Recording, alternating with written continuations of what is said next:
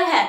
आज हम स्टार्ट करेंगे बायोलॉजी के क्लास 11 का एक नया चैप्टर जो कि है बॉडी फ्लूइड एंड सर्कुलेशन। इसके पहले हमने breathing and exchange of gases chapter complete कर रखा है। बहुत इजी वे में एनसीईआरटी को हमने कंप्लीट कर रखा है। तो बेसिकली इस चैप्टर में हमें पढ़ना क्या क्या है, ब्लड के बारे में पढ़ना है, लिम्फ के बारे में और एक सर्कुलेटरी सिस्टम के बारे में पढ़ना है। आज हम स्टार्ट करते हैं ब्लड से। हमारा टॉपिक है ब्लड। तो जो ये ब्लड है ये है क्या? ब्लड एक फ्लूइड कनेक्टिव टिश्यू है। ठीक, ब्लड क्या है? फ्लूइड कनेक्टिव टिश्यू है। और जो ब्लड है इसका क्या क्या कंपोनेंट है? एक सॉलिड पार्ट होता है, एक लिक्विड पार्ट होता है। ठीक, जो सॉलिड पार्ट होता है उसमें हमारा आता है आरबीसी, डब्ल्यूबीसी और प्लेटलेट्स। आरबीसी को हम दूसरे नाम से एरिथ्रोसाइट नाम से भी जानते हैं और डब्ल्यूबीसी को हम ल्यूकोसाइट नाम से भी जानते हैं और प्लेटलेट्स को हम थ्रोम्बोसाइट नाम से जानते हैं। और जो हमारा लिक्विड वाला पार्ट है ब्लड में वो है हमारा प्लाज्मा। ठीक है, क्या है? प्लाज्मा। तो हमारे ब्लड में प्लाज्मा प्रेजेंट है और एक फॉर्म्ड एलिमेंट जो कि है डब्ल्यूबीसी, आरबीसी और प्लेटलेट्स। जो ये प्लाज्मा है पूरे ब्लड में 55% है। ठीक, पूरे ब्लड का हम जब देखेंगे तो 55% हमें प्लाज्मा मिलेगा और 45% में ये सारा मिलेगा, आरबीसी, डब्ल्यूबीसी, प्लेटलेट्स। ठीक है, तो हम प्लाज्मा से स्टार्ट करते हैं। आज हम पढ़ेंगे प्लाज्मा के बारे में। ये जो प्लाज्मा है ये इसका कलर कैसा है? ये स्ट्रॉ कलर का होता है, यानी भूसे के कलर का हमारा प्लाज्मा होता है। अब हम देखते हैं प्लाज्मा में और क्या क्या प्रेजेंट होता है। तो हमारे प्लाज्मा में 90 से 92% वाटर प्रेजेंट होता है। ठीक, 90 से 92% वाटर प्रेजेंट होता है। ये जो वाटर है ये सॉल्वेंट के तरह काम करता है। लिक्विड वाला जो पार्ट है ना हमारे ब्लड में वो प्लाज्मा में वाटर जो प्रेजेंट है उसकी वजह से ही है, सॉल्वेंट की तरह काम करेगा। अब देखते हैं 90 से 92 तो वाटर है। अब बाकी जो 8 to 10% है वो क्या है? 8 to 10% अदर सब्सटेंस। इसमें क्या क्या आ जाएगा?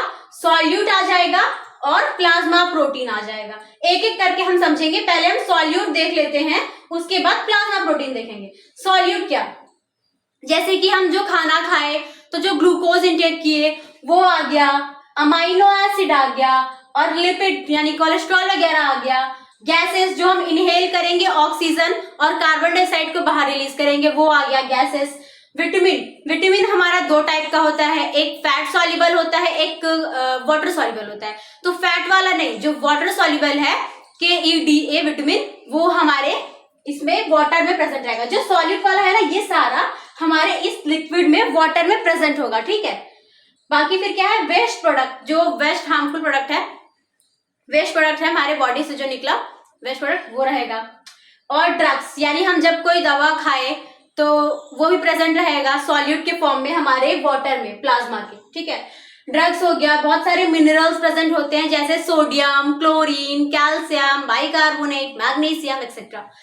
और भी यूरिया वगैरह प्रेजेंट रहता है। ठीक है, सारा वाटर में प्रेजेंट रहेगा प्लाज्मा के।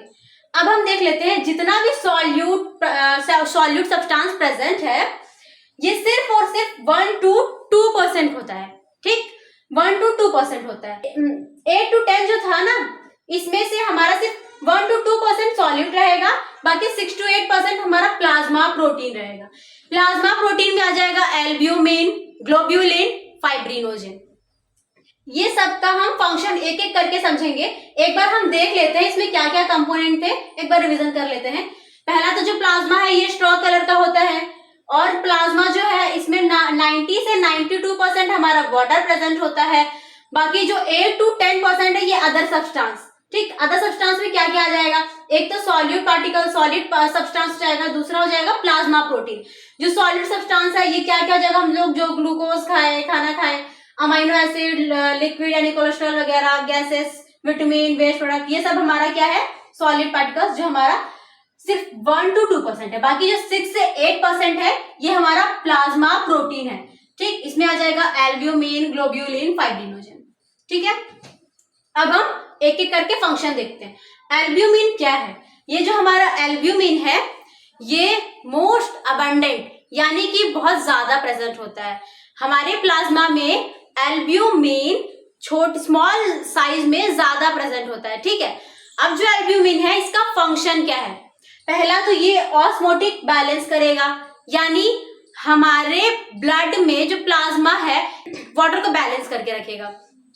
अगर एल्ब्यूमिन कम है, वाटर फिल हो जाएगा हमारे टिश्यू में, यानी हमारे ब्लड में वाटर आने के बजाय हमारे टिश्यू में चला जाएगा अगर एल्ब्यूमिन कम है तो, ठीक है। एल्ब्यूमिन कम रहेगा तो ऑस्मोटिक बैलेंस नहीं हो पाएगा, हमारे वाटर जो है हमारे ब्लड के बजाय हमारे टिश्यू में चला जाएगा, और बाकी जिसमें वाटर प्रेजेंट पहले से भी था ये भी सारा निकल के टिश्यू में चला जाएगा। अब टिश्यू में वाटर जाने से क्या होगा? हमें एडिमा हो जाएगा, यानी स्वेलिंग हो जाएगी। वैसे जब बहुत भाग लेते हैं, काम कर लेते हैं, थके रहते हैं, तो हमारे बॉडी में स्वेलिंग हो जाती है ना, तो एडिमा उसे बोलते हैं, ठीक है। अब इसका दूसरा फंक्शन क्या है? ये हेल्प करता है हार्मोन को ट्रांसपोर्ट करने में, यानी बहुत सारा हार्मोन ऐसा है जो कि खुद से ट्रांसपोर्ट नहीं हो पाता है ब्लड में, उसे हेल्प चाहिए होती है। तो जो एल्ब्यूमिन है यही हेल्प करेगा हार्मोन को ट्रांसपोर्ट करने में। जैसे थायरोक्सिन हार्मोन, ये खुद से नहीं हो पाता है, इसे एल्ब्यूमिन ट्रांसपोर्ट करता है, ठीक। एल्ब्यूमिन का फंक्शन समझ में आ गया। एक तो ऑस्मोटिक बैलेंस, वाटर बैलेंस करके रखेगा, दूसरा ट्रांसपोर्ट करेगा हार्मोन जैसे कि थायरोक्सिन हार्मोन। अब नेक्स्ट आता है हमारा ग्लोब्यूलिन। अब ये ग्लोब्यूलिन क्या है? ग्लोब्यूलिन जो है इसका फंक्शन क्या है? डिफेंस मैकेनिज्म की तरह काम करेगा, यानी कि हमारे बॉडी में एंटीबॉडी बनाएगा। ये जो एंटीबॉडी है ये फॉरेन पार्टिकल से लड़ेगा, ठीक। फॉरेन पार्टिकल से जो हमारे बॉडी फॉरेन पार्टिकल्स आएगा उससे लड़के हमारे बॉडी को प्रोटेक्ट करेगा, ठीक। ये रहा ग्लोब्यूलिन का फंक्शन, डिफेंस मैकेनिज्म तरह काम करता है, एंटीबॉडी बनाता है। फिर आता है हमारा फाइब्रिनोजेन। ये फाइब्रिनोजेन का फंक्शन क्या है देखते हैं। जो फाइब्रिनोजेन है ये ब्लड को क्लॉट करता है, लेकिन ये इनएक्टिव फेज में होता है। क्यों?